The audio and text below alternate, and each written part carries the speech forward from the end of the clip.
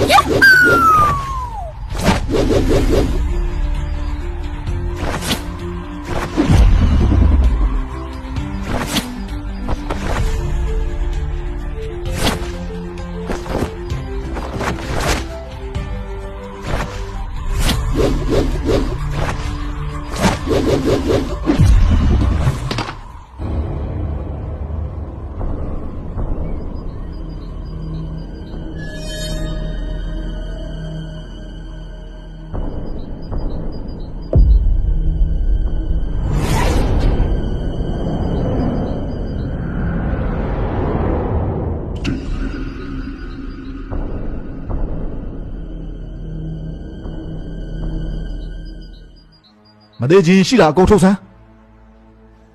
ကြိုက်တာအကုန်ယူတော့ပါငါမိမတော့ဘာမှမလုပ်ပါနဲ့တိတ်ဆန်း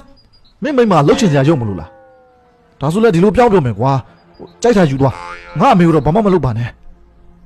ဓမြအတွက်နေသွားဆုံးဖြတ်မပေးနဲ့လေကျုပ်ဘာမှမလုပ်ဘူးတမ်းမိုးရှိတာပဲလိုချင်တာကျုပ်မှာတမ်းမိုးအရှိဆုံးကကျုပ်ပဲလေကျုပ်ကပတ်စံလိုချင်တာလေခင်ဗျားကဘာမှမလုပ်ဘူးပတ်စံရကျုပ်လန့်ကျုပ်သွားမှာတေချာပြန်စဉ်းစားကြည့်ပါဦးဘာမှမလုပ်ရင်ကျုပ်ကဓမြဆိုပြီးအော်လိုက်မှာနော်ကျုပ်အတုံးမကြတဲ့ဓမြပဲအဖြစ်ခံမယ်ခင်ဗျားလိုရှင်းဟောင်းပစ္စည်းကိုတော့ဘာမှမလုပ်နိုင်ဘူးဟျောင်းနေဘာဖြစ်တာလဲဟာ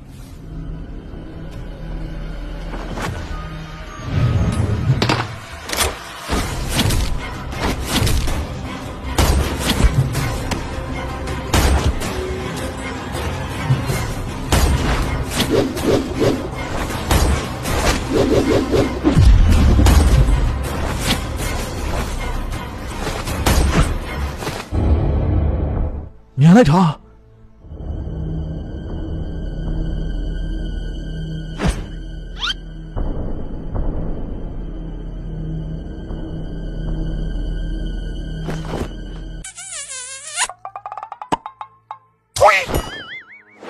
ဒေဆန်း